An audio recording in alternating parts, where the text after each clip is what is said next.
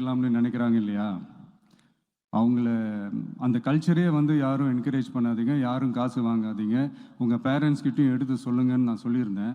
அதை அப்படியே ஃபாலோ பண்ணுங்க. ஆனால் நீங்கள் வேணால் பாருங்கள் அடுத்த வருஷம் என்ன நடக்க போகுதுன்னு. வண்டி வண்டியாக கொண்டாந்து கொட்ட போகிறாங்க. அது அத்தனையும் உங்ககிட்ட இருந்து கொள்ளையடிச்ச பணம் தான். என்ன பண்ண போறீங்க?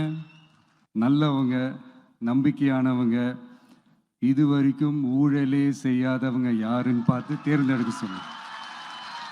எப்படி இந்த போதை பொருட்களை எப்படி நம்ம அறவே ஒதுக்கி வைக்கிறோமோ, அதே மாதிரி இந்த சாதி மதத்தையும் ரொம்ப ஸ்ட்ரிக்டாக தூரமாக, எவ்வளோக்கு எவ்வளோ தூரமாக அதை ஒதுக்கி வைக்கிறீங்களோ அவ்வளோக்கு எவ்வளோ அதை தூரமாக ஒதுக்கி வச்சுருங்க. அதுதான் எல்லாருக்குமே நல்லது. ஏன்னா இப்போ ரீசெண்ட் டைமில் பார்த்தீங்கன்னா தந்தை பெரியார் அவர்களுக்கே சாதி சாயம் பூச ட்ரை பண்ணுறாங்க.